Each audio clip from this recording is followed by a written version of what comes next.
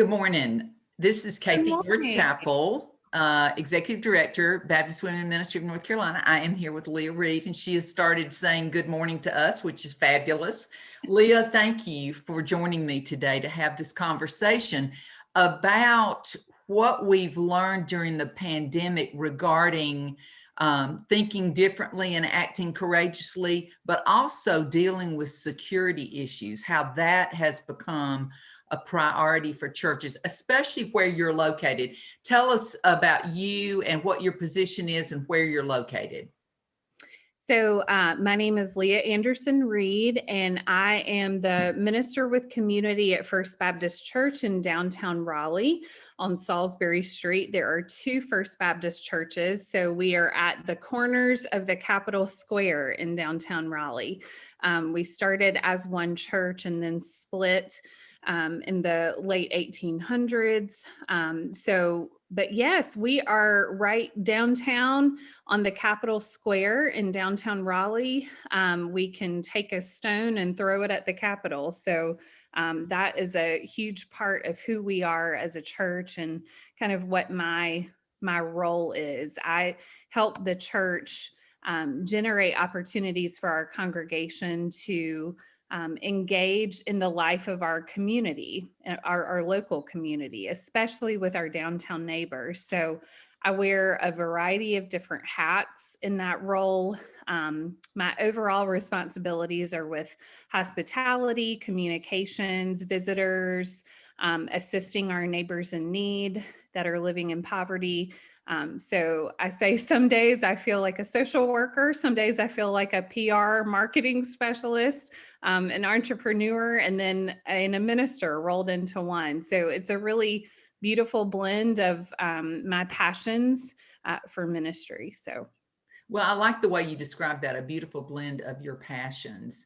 And you can tell that the church has had to think differently and act courageously to even bring a person like you in this particular position on staff. That shows where the priorities are. So it's a church that is very aware of its location downtown and a call to ministry to the people that are in downtown. Tell us more about your experience at First Baptist Raleigh.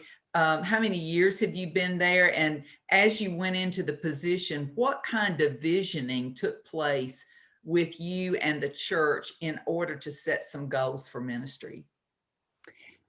So I started in August of 2018. So I've been there 2.5 years. So before I came, the church kind of had a discernment visioning process, and they really realized that they wanted a position, a unique and different position that was just geared towards helping the church really feel connected in downtown Raleigh. And kind of just having more of a presence in downtown Raleigh. We have a physical presence, but we wanted connection.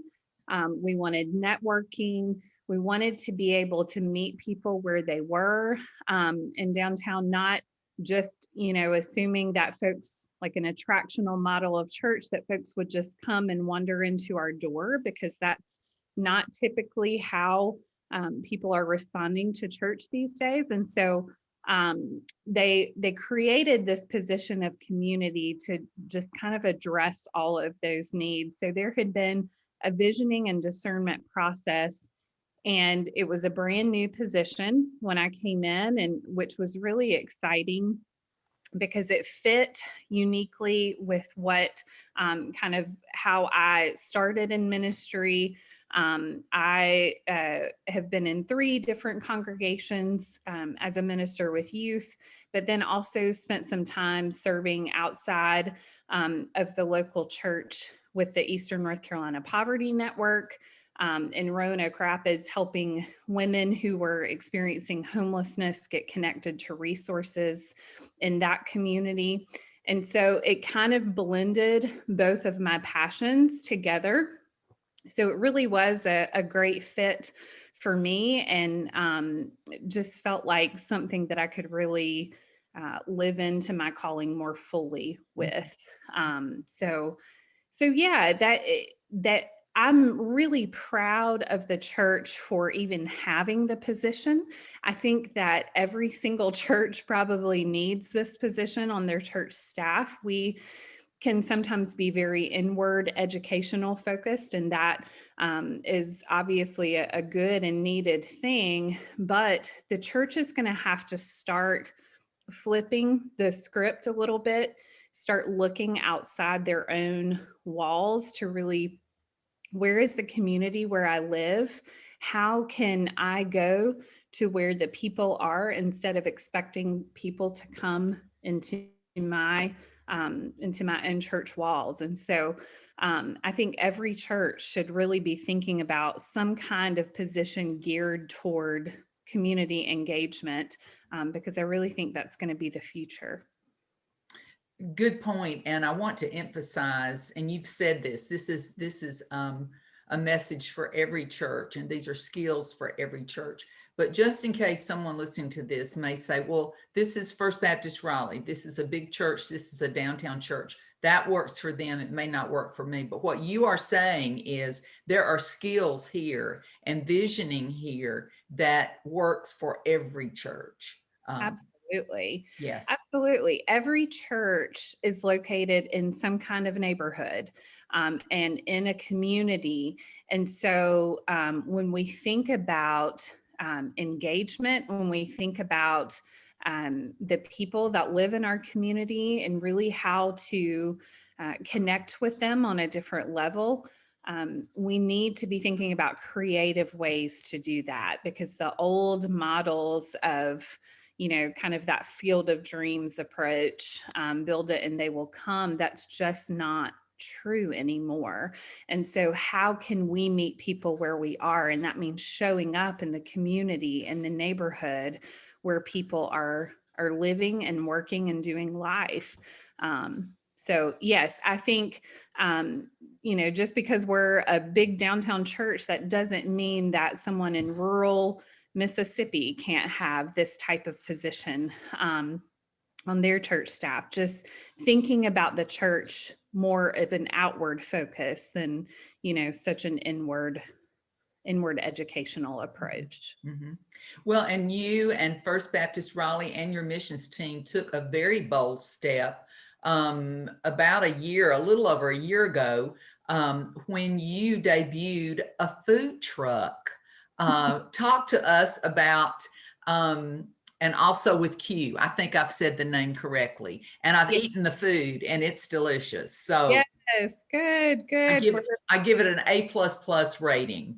It really is great food. So we had an overage from a capital campaign at First Baptist, and we established a mission grant with that money. And so we were approached by David With, who is a local minister in our community. David and his wife had been coming to our church. And we were trying to dream about a big new project, an innovative thing that we could do with this money, with this mission grant. And so David approached us and we sat down and talked with him. David had a passion for barbecue and he was a award-winning pit master. And so we developed this together. We kind of sat down and developed this big dream to have a food truck that was located in our church parking lot, where we would serve lunch every day through the week. As I said, we're located on that Capitol Square, so there's a lot of foot traffic through our parking lot. And so we started dreaming about what it would be like to have a food truck where people could come and have lunch in our parking lot, but then we could also maybe feed our neighbors in need with that same food. So kind of this buy a meal, give a meal type of approach. And so, so we launched in October of 2019. Maybe not the best time to launch a food truck, but we could have never known what was coming around the corner, just 4 months later. But It has gone really well. We have had to change some of our focus when it comes to giving away food in our community. We had a very hands-on approach with that. When we, first started, we had 6 community partners, and we were going to go to a nonprofit twice a week and set up and feed people for free there. But that all shifted when lockdown started in March. And so we had to really change our focus and think, how can we still provide meals for people in our community, but do it in a no contact way? And so we have partnered with a local women's shelter, Helen Wright Center, and we provide dinners for them every month. So that's been a way that we can still give back, but without having that volunteer in-person, aspect of the ministry happening, which I hate, but it's just kind of the best thing that we can do right now to keep everyone safe. And that makes sense. And you've hit on another skill that I think we're honing in on during this pandemic time. We have been challenged to adapt. Yeah. And we have choices. All of us do, but especially churches, congregations, individuals.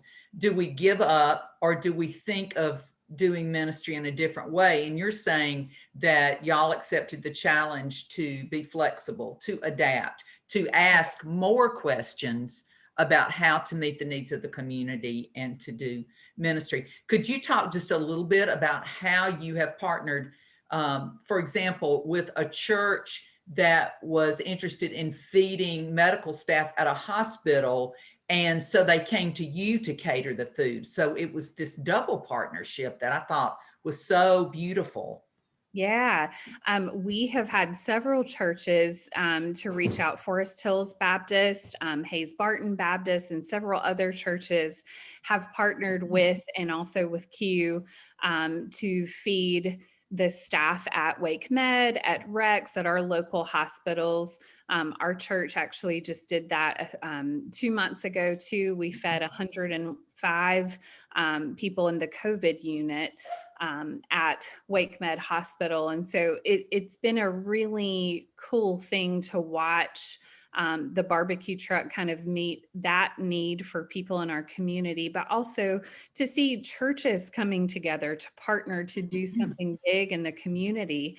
I think churches can really we can all get in our own corners and do our own thing, but we really can do so much more when we partner together for the work of the kingdom. And so I'm really proud of the way that the barbecue food truck has been able to bridge that gap and really create some new connections. They're feeding a high school football team on Friday night. And so it's been neat to watch the food truck go into places where our church really, we could never meet those people.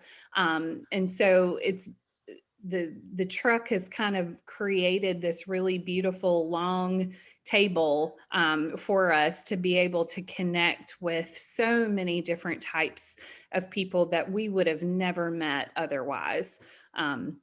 So yeah, that's been a great opportunity. So you're not only sustaining during the pandemic, you're actually thriving and going into some directions that you had not seen in your initial vision. We are. And I think that's a really important note to make. We all have a specific vision of what we see that we're going to do. So we had like this very specific plan of, we're going to feed, we're going to serve lunch in the parking lot Tuesday through Friday. We're going to go out on Tuesday afternoons and on Thursday afternoons. And we had everything figured out. And then we had to tear up that sheet of paper and just go back to a whiteboard and say, okay, that does not fit anymore. And so rip up those plans and draw something new. So, what now is God giving us the opportunity to do based off of our current circumstances? We have to do known contact. We have to think about ways that we can feed in the community that don't involve, one-on-one volunteers having contact with each other. So yes, we've partnered with different people. We've partnered with churches that we never anticipated partnering with, to be able to do just abundantly more than what we could have ever imagined. So I think it's important to be flexible and open-minded, and to be able to take those plans that you wrote on a sheet and rip those up and say, this doesn't work anymore. But what can we dream anew? What can we think about, that God is doing a whole new thing? And just be flexible and open-minded with that. Mhm. So important. One of my favorite hymns is Praise to the Lord the Almighty. And one of the lines in that hymn is ponder anew what the Almighty can do. And that is so significant for us to remember. I know people are probably wondering, you charge for the barbecue. Like when someone comes up, you charge for that. Y'all receive payment for that, or these churches that are setting up these dinners, they are paying you all for that. How do you handle the money end? Does the money go back into, of course, the project, but how does that work in dispersing food or ministry in the community? How does the money work, if you can talk about that? Yeah, that's a great question. So First Baptist Church actually owns the food truck, and we license David to be able to use the food truck on and off of our property. So the church, we split profits with David. So he gets 60% and the church gets 40%. And so with our 40% that we get, and that's, above and beyond all of our expenses that we have, we then take that money and give it back to people in need in the community. And so we cater with David, basically cater meals. So anytime we feed at the Helen Wright Center, we are able to take that money, and then we pay David to make that food. So First Baptist, with our 40% profits, all of that money goes back into feeding people in the community. That's wonderful. And then something else that I know I've thought of, David is a divinity school grad as well. And this is a calling and passion for him. It is. So you all have enabled him to do ministry. Yeah. In a brand new way. Yes. Yeah. David actually, he just got, well, not just, I think it was in 2019, he received his Doctor of Ministry degree from Boston University, and he did his dissertation on this kind of entrepreneurial partnership. So a church starting a small business, and how it based it a lot off of Trappist monks, and how they, for centuries, they've been doing this type of work, brewing beer and giving the proceeds back to the community. And so he's done a lot of research on how that can work, a church partnering with a local business to be able to do really wonderful things in the community. So it's been neat to watch him be able to kind of live out his dream with that as well. And we've been really honored to be a part of all of that. So, well, all of it sounds very exciting. And I know that through the ministry and the adapting with the food truck, and then the other areas of ministry that you do, that you all, because of your location, were also challenged in January to develop more security measures because of your location to the Capitol. Will you talk a little bit about that shift? What kind of conversations took place in prioritizing security and safety for people in the community, but also at the church because of your location and the political upheaval that we're involved in this country? Yeah. So I think it kind of goes back. It's been a journey of about 8 months for us, kind of leading up to this point. So I'll take it back to June. As I said, our church is positioned on the Capitol Square in downtown Raleigh.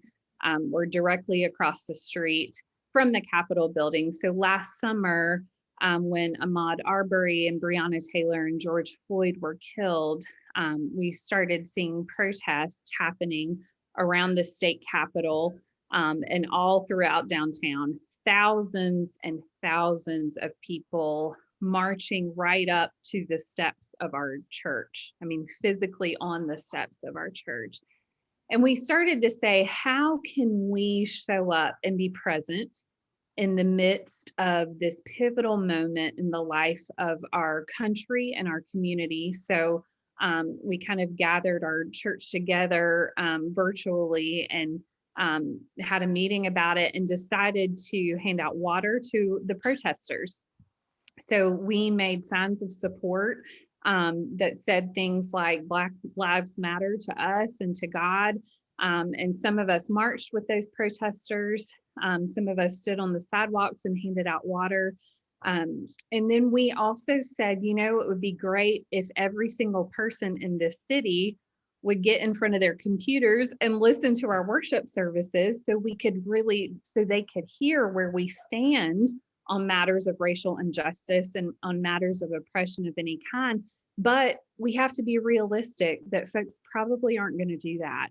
So how can we communicate our message to the community and our identity as a church to all those thousands of marchers who are walking by our building every single day? So we put up signs on our building, physical signs on 3 sides of our building that communicate our support for Black lives. And those signs have been up since June of 2020. They're still up. And it's just, these are simple acts, water and signs, but we really hope that they communicate a message to our community about what kind of church we are. Now, fast forward to January, to the insurrection, to that just absolutely horrific week.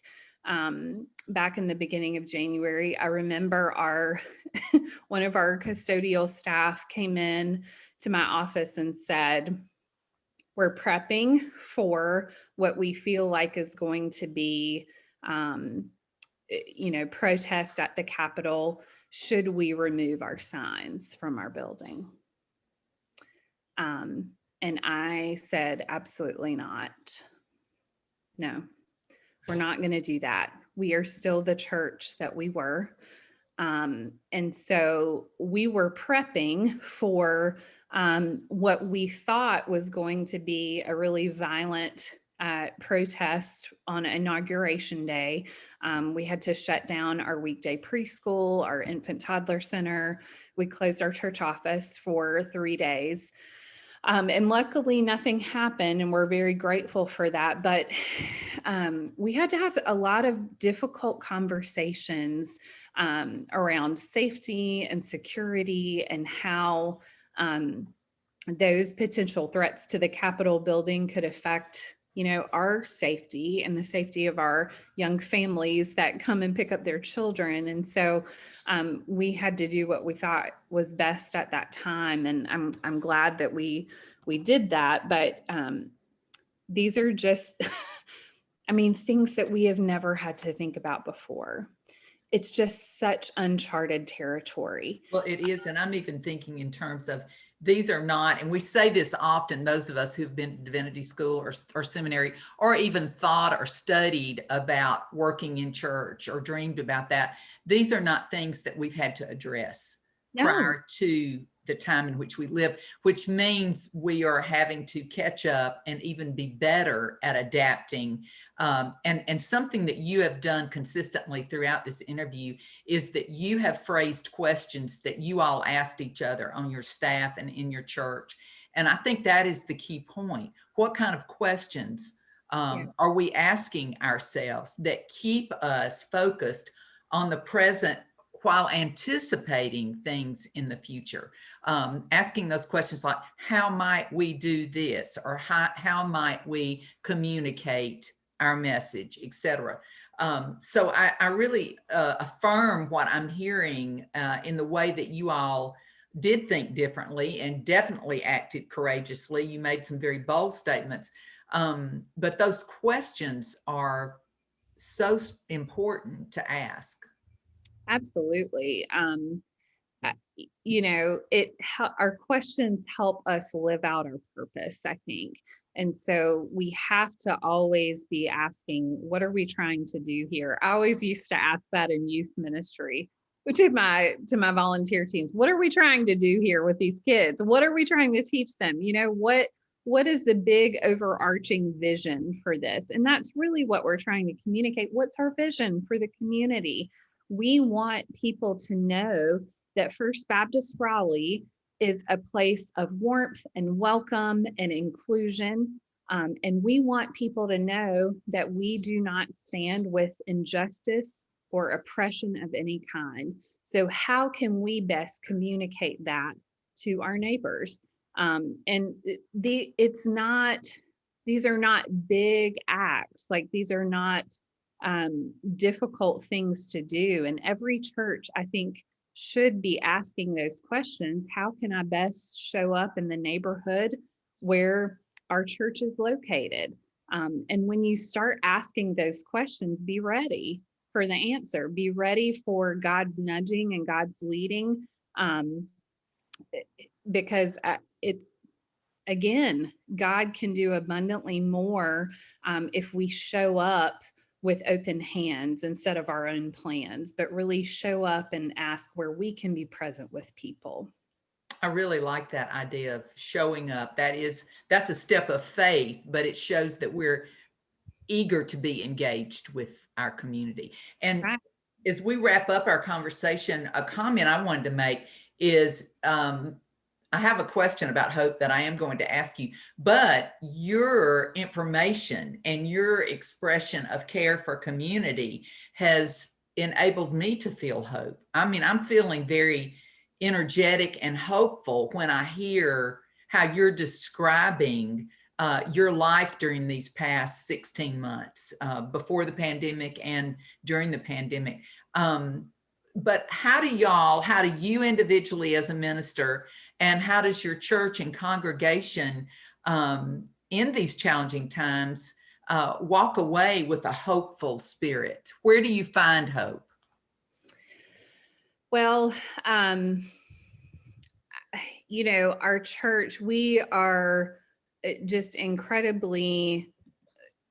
incredibly grateful to have a church that is open-minded, where the ministers are supported and encouraged as we continue to make, you know, the best decisions that we can for the safety of our congregation. And we feel very affirmed to spread that message of hope in our community. And so I would say, you know, the support of our congregants has been huge and has given us hope in return. Just their support and their love, even from afar. You know, we've been doing virtual church now since mid-March, so we are still not in person. So it has been, I don't want to leave people thinking that it's been like green pastures and rainbows and sunshine for a year, because it's been really difficult, really, really difficult. But we have congregants that are supportive, that want to do something big in the community, that really want to show God's love to all people. And so that has then kind of given us the fuel that we need to make important decisions and to really go where we feel like God is leading. Personally, I just had my vaccine last week. So I am deeply, deeply grateful for the scientists and researchers and pharmacists and doctors that have made that possible. I was thrilled to see yesterday the CDC come out with the news about small groups. And if, everybody has been vaccinated in your small group, that it is safe to get together without masks on. So we're seeing a tiny light at the end of a very long, dark tunnel.